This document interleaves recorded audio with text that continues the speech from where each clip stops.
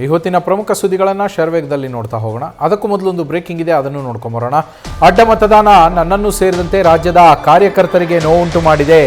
ಈ ಅಡ್ಡ ಮತದಾನದಿಂದ ನಮಗೆಲ್ಲ ನೋವಾಗಿದೆ. ಬಿಜೆಪಿ ಶಾಸಕರ ಅಡ್ಡ ಮತದಾನ ಬೇರೆಯ ಚರ್ಚೆಗಳನ್ನೇ ಹುಟ್ಟುಹಾಕಿದೆ. ಹೀಗಾಗಿ ಫಲಿತಾಂಶದ ಮಾರನೇ ದಿನ ಆಣೆ ಪ್ರಮಾಣ ಆಗಬೇಕು ಅಂತೇಳಿ ಹೇಳಲಾಗಿತ್ತು. ಶಾಸಕಾಂಗ ಪಕ್ಷದ ಸಭೆ ಧರ್ಮಸ್ಥಳದಲ್ಲಿ ಆಗಬೇಕು ಅಂತೇಳಿ ಹೇಳಿದ್ದೆ. ನಾನು ಕೂಡ ಭಾವನಾತ್ಮಕ ವ್ಯಕ್ತಿ, ನನ್ನ ಮನಸ್ಸಿಗೆ ತೋಚಿದ್ದನ್ನ ಹೇಳಿದ್ದೇನೆ ಅಂತ ಹೇಳಿ ಬಿಜೆಪಿ ರಾಜ್ಯಾಧ್ಯಕ್ಷ BY ವಿಜೇಂದ್ರ ಹೇಳಿದ್ದಾರೆ. ಹಿರಿಯರು ಧರ್ಮಸ್ಥಳದ ತನಕ ಹೋಗೋದು ಬೇಡ ಅಂತ ಹೇಳಿದ್ರು, ಆದರೆ ಇವತ್ತು ನಾನು ದೇವರ ಪರಮ ಭಕ್ತನಾಗಿ ಈ ಕ್ಷೇತ್ರಕ್ಕೆ ಬಂದಿದ್ದೇನೆ. ಧರ್ಮಸ್ಥಳ ಮಂಜುನಾಥನ ದರ್ಶನದ ಬಳಿಕ BY ವಿಜೇಂದ್ರ ಅವರು ಈ ಹೇಳಿಕೆಯನ್ನು ನೀಡಿರುವಂಥದ್ದು. ನಿನ್ನೆಯೇ ಧರ್ಮಸ್ಥಳಕ್ಕೆ ತೆರಳಿ ಅಲ್ಲಿಯೇ ವಾಸ್ತವ್ಯವನ್ನು ಹೂಡಿದ್ದ ಬಿಜೆಪಿ ರಾಜ್ಯಾಧ್ಯಕ್ಷ BY ವಿಜೇಂದ್ರ ಅವರು ಇವತ್ತು ಧರ್ಮಸ್ಥಳ ಶ್ರೀ ಮಂಜುನಾಥನ ದರ್ಶನವನ್ನು ಪಡೆದು ವಿಶೇಷ ಪೂಜೆಯನ್ನು ಸಲ್ಲಿಸಿದ್ದಾರೆ. ಅದಾದ ಬಳಿಕ ಮಾತನಾಡಿದಂತಹ ಸಂದರ್ಭದಲ್ಲಿ ನನಗೂ ಸೇರಿದಂತೆ ರಾಜ್ಯದ ಬಿಜೆಪಿ ಕಾರ್ಯಕರ್ತರಿಗೆ ಈ ಅಡ್ಡ ಮತದಾನದಿಂದ ಸಾಕಷ್ಟು ನೋವಾಗಿದೆ. ನಾನು ಕೂಡ ಭಾವನಾತ್ಮಕ ವ್ಯಕ್ತಿ, ನನಗೆ ತೋಚಿದ್ದನ್ನು ನಾನು ಹೇಳಿದ್ದೆ. ಅಡ್ಡ ಮತದಾನದಿಂದ ಎಲ್ಲರಿಗೂ ನೋವಾಗಿರುವ ಕಾರಣ ಆಣೆ ಪ್ರಮಾಣದ ಬಗ್ಗೆ ಮಾತನಾಡಲಾಗಿತ್ತು, ಆದರೆ ಹಿರಿಯರು ಅಲ್ಲಿಯ ತನಕ ಹೋಗೋದು ಬೇಡ ಅಂತ ಹೇಳಿದ್ದಾರೆ. ಹೀಗಾಗಿ ಆಣೆ ಪ್ರಮಾಣವನ್ನು ಕೈಬಿಟ್ಟಿದ್ದೇವೆ. ಆದರೆ ಇವತ್ತು ನಾನು ಧರ್ಮಸ್ಥಳದಲ್ಲಿ ಮಂಜುನಾಥನ ಪರಮ ಭಕ್ತನಾಗಿ ಬಂದಿದ್ದೇನೆ, ಮಂಜುನಾಥನ ಭಕ್ತನಾಗಿ ಬಂದು ದರ್ಶನವನ್ನು ಪಡೆದಿದ್ದೇನೆ ಅಂತ ಹೇಳಿ ವಿಜೇಂದ್ರ ಹೇಳಿರುವಂಥದ್ದು.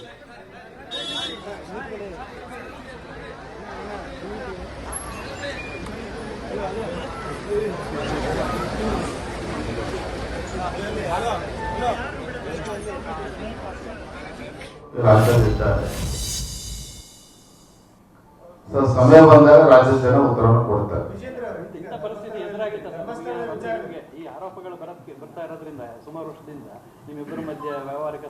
ಪ್ರಶ್ನೆ ಇಲ್ಲ ರೀ, ಅದಕ್ಕೆ ಎಲ್ಲವನ್ನೂ ಕೂಡ ಈ ಪವಿತ್ರ ಕ್ಷೇತ್ರದಲ್ಲಿ ಶ್ರೀ ಕ್ಷೇತ್ರದಲ್ಲಿ ತಮ್ಮ ಮುಂದೆ ನಮ್ಮ ಕಾರ್ಯಕರ್ತರಿಗೆ ಸತ್ಯವನ್ನು ಬಿಚ್ಚಿಡುವಂತ ಕೆಲಸ ನಾನು ಮಾಡಿದ್ದೇನೆ.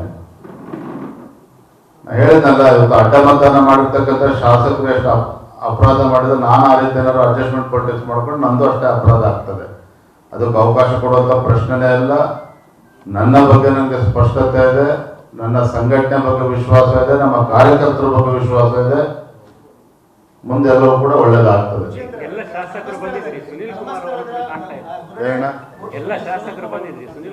ಇಲ್ಲ ಸುನೀಲ್ ಕುಮಾರ್ ಅವರು ನಾನೇ ದೂರವಾಣಿ ಕರೆ ಮಾಡಿದೆ, ಅವ್ರ ಕಮಿಟಿ ಮೀಟಿಂಗ್ ಇತ್ತು, ಹಾಗೆ ಬರೋಕ್ಕೆ ಸಾಧ್ಯ ಆಗಿಲ್ಲ. ಜನ ಯಾರಿಗೂ ಇಷ್ಟು ಪ್ರಶ್ನೆ ನನಗೆ ಥ್ಯಾಂಕ್ ಯು. ಬಿಡದಿ ಈಗ ಬಹಳ ಡಿಸ್ಕಷನ್ ಆಗ್ತಾ ಇದೆ. ಈಗ ಕುಮಾರಸ್ವಾಮಿ ಅವರು ಅಲ್ಲಿಗೆ ಬನ್ನಿ, ಬಿಡದಿಗೆ ಅಲ್ಲೇ ಮಾಡಿ ಡಿಸ್ಕಷನ್ ಮಾಡೋಣ, ಫಾರ್ಮರ್ಸ್ ಜೊತೆ ರೈತರ ಜೊತೆ ನಾವು ಇದು ಮಾಡೋಣ ಅಂತ. ಈಗ ನಿಮ್ಮ ಪಾರ್ಟಿ ನಿಲುವೆ ಏನು ಇದ್ರೆ ಈ ಬಿಡದಿ ಟೌನ್ಶಿಪ್ ವಿಚಾರವಾಗಿ? ಮೊನ್ನೆ ದೆಹಲಿನಲ್ಲಿ ನಾನು ವಿಪಕ್ಷ ನಾಯಕರು R ಅಶೋಕ್ ಅವರು ಪ್ರಮುಖರೊಂದಿಗೆ ಚರ್ಚೆ ಮಾಡಿದ್ದೇವೆ.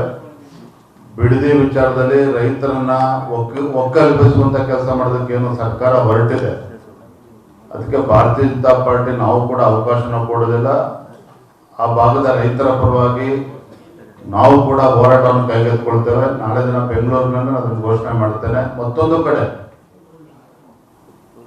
ಗೃಹಲಕ್ಷ್ಮಿ ಯೋಜನೆಯಲ್ಲಿ ನೂರಾರು ಕೋಟಿ ರೂಪಾಯಿಗಳು ಇವತ್ತು ಅವ್ಯವಹಾರ ಆಗಿರ್ತಕ್ಕಂಥದ್ದು ಮೊನ್ನೆ CAG ರಿಪೋರ್ಟ್ ನಲ್ಲೂ ಕೂಡ ಬಂದಿದೆ. ರಾಜ್ಯ ಮಟ್ಟದಲ್ಲಿ ಗ್ಯಾರಂಟಿ ಅನುಷ್ಠಾನ ಸಮಿತಿ ಅಧ್ಯಕ್ಷರು ಮಾಡಿಕೊಂಡಿದ್ದಾರೆ, ಜಿಲ್ಲಾ ಮಟ್ಟದಲ್ಲಿದ್ದಾರೆ, ಪ್ರತಿ ವಿಧಾನಸಭಾ ಕ್ಷೇತ್ರ ಕೂಡ ಮಾಡಿಕೊಂಡಿದ್ದಾರೆ. ನೂರಾರು ಕೋಟಿ ರೂಪಾಯಿಗಳು ಅವ್ರಿಗೆ ಸರ್ಕಾರದ ಸಂಬಳವೂ ಕೂಡ ಹೋಗ್ತಾ ಇದೆ, ವ್ಯವಸ್ಥೆಗಳು ಕೊಟ್ಟಿದ್ದಾರೆ. ಇದರ ನಡುವೆನೂ ಕೂಡ CAG ರಿಪೋರ್ಟ್ ಅಲ್ಲಿ ಈ ರೀತಿ ಒಂದು ವರದಿ ಬಂದಿದೆ ಅಂತ ಹೇಳಿದ್ರೆ, ನಾನು ತಮ್ಮ ಮುಖೇನ ರಾಜ್ಯದ ಮುಖ್ಯಮಂತ್ರಿಗಳಿಗೆ ನಾನು ಆಗ್ರಹ ಪಡಿಸ್ತೇನೆ, ಫಸ್ಟ್ ನಿಮ್ಮ ಗ್ಯಾರಂಟಿ ಅಧ್ಯಕ್ಷಗಳನ್ನ ಬರ್ಖಾಸ್ತ್ ಮಾಡಿ. ಇಬ್ಬರು ಅಭ್ಯರ್ಥಿಗಳು, ಲಿಂಗರಾಜ್ ಪಾಟೀಲ್ ಒಬ್ಬ ಪಕ್ಷದ ಹಿರಿಯ ಕಾರ್ಯಕರ್ತ, 37-38 ವರ್ಷಗಳ ಕಾಲ ಸತತವಾಗಿ ಸಂಘಟನೆಯ ವಿವಿಧ ಹುದ್ದೆಗಳನ್ನು ತೆಗೆದುಕೊಂಡು ಜವಾಬ್ದಾರಿಯನ್ನು ತೆಗೆದುಕೊಂಡು ದುಡಿದಂತ ಲಿಂಗರಾಜ್ ಪಾಟೀಲ್ ಅವರನ್ನು ಅಭ್ಯರ್ಥಿಯಾಗಿ ಮಾಡಿದ್ವಿ. ಅತ್ಯಂತ ಹಿಂದುಳಿದ ಸಮಾಜ, ಮಡಿವಾಳ ಸಮಾಜಕ್ಕೆ ಸೇರಿದಂತ ನಮ್ಮ OBC ಮೋರ್ಚಾದ ಅಧ್ಯಕ್ಷ ರಘು ಕೌಟಿಲ್ಯ ಅವರನ್ನು ಕೂಡ ಅಭ್ಯರ್ಥಿಯನ್ನು ಮಾಡಿದ್ವಿ. ರಘು ಕೌಟಿಲ್ಯ ಅವರು 29 ಮತಗಳನ್ನು ಪಡೆದರು. ಲಿಂಗರಾಜ್ ಪಾಟೀಲ್ ಅವರು 27 ಮತಗಳನ್ನು ಪಡೆದುಕೊಂಡು ಜಯಶಾಲಿ ಆಗಿದ್ದಾರೆ, ನಿಮ್ಗೆ ತಿಳಿದಿರುವಂಥ ವಿಚಾರ. ಆದರೆ ಚುನಾವಣೆ ಸಂದರ್ಭದಲ್ಲಿ ನಡೆದಂತ ಅಡ್ಡ ಮತದಾನ ನನ್ನನ್ನು ಸೇರಿದಂತೆ ರಾಜ್ಯದ ಲಕ್ಷಾಂತರ ಕಾರ್ಯಕರ್ತರು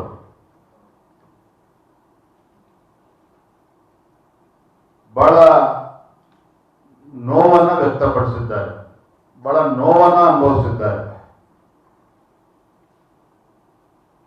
ಬಿಜೆಪಿಯ ನಮ್ಮ ಶಾಸಕರುಗಳಿಂದ ಆದಂತ ಅಡ್ಡ ಮತದಾನ ಬೇರೆ ಬೇರೆ ಚರ್ಚೆಗಳನ್ನು ಕೂಡ ರಾಜ್ಯಾದ್ಯಂತ ಹುಟ್ಟಾಕಿರ್ತಕ್ಕಂಥದ್ದು ಕೂಡ ನಾನು ಗಮನಿಸ್ತಾ ಇದ್ದೇನೆ. ಹಾಗಾಗಿ ಅವತ್ತು ನಾನು ಚುನಾವಣೆ ಫಲಿತಾಂಶದ ಮಾರನೇ ದಿನ ನನ್ನ ಮನಸ್ಸಿಗೂ ಕೂಡ ಅಗಾಧವಾದಂಥ ಘಾಸಿಯಾದಂಥ ಸಂದರ್ಭದಲ್ಲಿ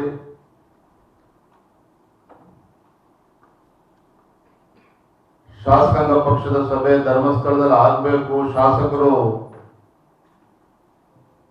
ಸನ್ನಿಧಿಯಲ್ಲಿ ಸತ್ಯಾಸತ್ಯತೆ ತಿಳಿದುಕೊಳ್ಬೇಕು ಅಂತೇಳಿ ನಾನು ಹೇಳಿದ್ದು ನಿಜ.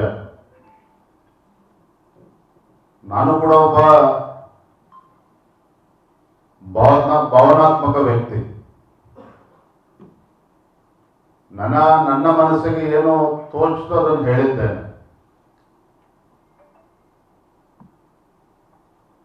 ಪಕ್ಷದ ಎಲ್ಲ ಹಿರಿಯ ನಾಯಕರ ಅಭಿಪ್ರಾಯದ ಮೇರೆಗೆ, ಇಲ್ಲ ವಿಜೇಂದ್ರ ಅವರೇ, ಇದಕ್ಕೆ ನಾವು ಅಲ್ಲಿ ತನಕ ತೆಗೆದುಕೊಂಡು ಹೋಗೋದು ಬೇಡ, ವರಿಷ್ಠರ ಗಮನಕ್ಕೆ ತರೋಣ, ಇಂದೆಲ್ಲ ನಾಳೆ ಸತ್ಯ ಏನು ಅಂತ ಹೇಳಿ ಗೊತ್ತಾಗೇ ಆಗ್ತದೆ,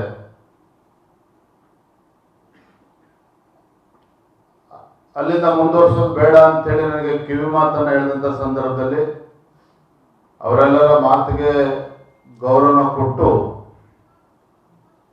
ಆದರೂ ಕೂಡ ನಾನು ಈ ಕ್ಷೇತ್ರದ ಒಬ್ಬ ಪರಮ ಭಕ್ತನಾಗಿ ನಾನು ಬಂದು ದೇವರ ದರ್ಶನ ಪಡೆದುಕೊಳ್ಬೇಕು, ಮಂಜುನಾಥೇಶ್ವರ ಪ್ರಾರ್ಥನೆ ಸಲ್ಲಿಸಬೇಕು ಅಂತ ನಾನು ಬಂದಿದ್ದೇನೆ. ಸಾಕಷ್ಟು ಅಪಪ್ರಚಾರಗಳು ಅವತ್ತು ಕೂಡ ಆಯಿತು, ಇವತ್ತು ಕೂಡ ಆಗ್ತಾ ಇದೆ. ಒಂದು ಜವಾಬ್ದಾರಿ ಸ್ಥಾನದಲ್ಲಿ ನಿಂತು ನಾನು ಮಾತನಾಡ್ತಾ ಇದ್ದೇನೆ.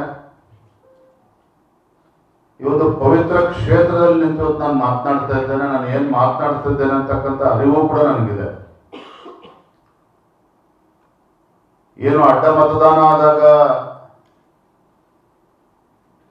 ರಾಜ್ಯದ ಅಧ್ಯಕ್ಷರು ವಿಜಯೇಂದ್ರ ಮತ್ತು ನಾಡಿನ ಮುಖ್ಯಮಂತ್ರಿ ಡಿ ಕೆ ಶಿವಕುಮಾರ್ ಅವರ ವ್ಯಾವಹಾರಿಕ ಸಂಬಂಧ,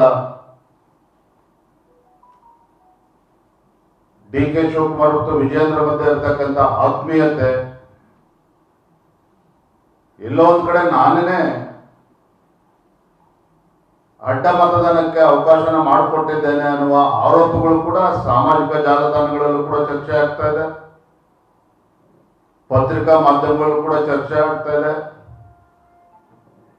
ಈ ಚರ್ಚೆಗೆ ಗ್ರಾಸ ಆಗಿರ್ತಕ್ಕಂಥದ್ದು ನಮ್ಮವರೇ ಅನ್ನೋ ಅರಿವು ಕೂಡ ನನಗಿದೆ.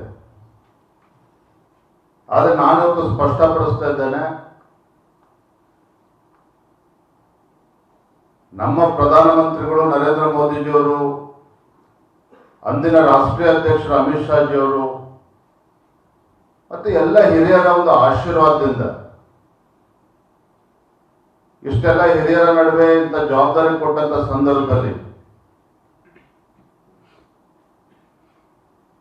ರಾಜ್ಯದ ಅಧ್ಯಕ್ಷನಾಗಿ ಇಂಥ ಕೀಳು ಮಟ್ಟದ ಕೆಲಸವನ್ನು ಮಾಡ್ತಕ್ಕಂಥ ಪ್ರಶ್ನೆ ಉದ್ಭವ ಆಗೋದಿಲ್ಲ.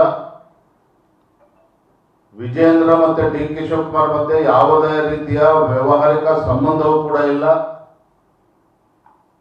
ಯಾವುದೇ ಒಂದು ಆತ್ಮೀಯತೆಯೂ ಕೂಡ ನಮ್ಮ ಮಧ್ಯೆ ಇಲ್ಲ. ಒಬ್ಬ ಕೆಪಿಸಿಸಿ ಅಧ್ಯಕ್ಷರಾಗಿ ಏನ್ ಗೌರವ ಕೊಡಬೇಕಿತ್ತು ನಾನು ಕೊಟ್ಟಿದ್ದೇನೆ, ರಾಜ್ಯದ ಮುಖ್ಯಮಂತ್ರಿಗಳಿಗೆ ಏನ್ ಗೌರವ ಕೊಡಬೇಕು ಕೊಡ್ಲೇಬೇಕಾಗ್ತದೆ ಒಬ್ಬ ಶಾಸಕನಾಗಿ. ಅದು ಬಿಟ್ರೆ ನಮ್ಮ ನಡುವೆ ಯಾವುದೇ ಒಂದು ಆತ್ಮೀಯತೆ ವ್ಯವಹಾರಿಕ ಸಂಬಂಧ ಇಲ್ಲ ಅನ್ನೋದನ್ನು ನಾನು ಮತ್ತೆ ಮತ್ತೆ ಸ್ಪಷ್ಟಪಡಿಸ್ತಾ ಇದ್ದೇನೆ. ನಾನು ಭಗವಂತನ ಪ್ರಾರ್ಥನೆ ಕೂಡ ಸಲ್ಲಿಸಿದ್ದೇನೆ, ಯಾರು ಈ ರೀತಿ ಅಪಪ್ರಚಾರವನ್ನು ಮಾಡ್ತಾ ಇದ್ದಾರೆ ಆ ಭಗವಂತ ಒಳ್ಳೇದು ಮಾಡಲಿ ಅನ್ನೋ ಪ್ರಾರ್ಥನೆ ಕೂಡ ನಾನು ಸಲ್ಲಿಸಿದ್ದೇನೆ.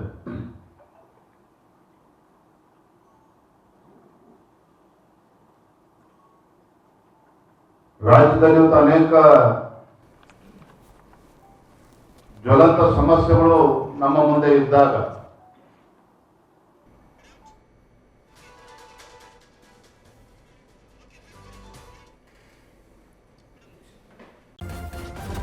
ನ್ಯೂಸ್ ಫಸ್ಟ್ ನಿರ್ಭೀತಿಯಿಂದ ನಿಮ್ಮ ಪರವಾಗಿ.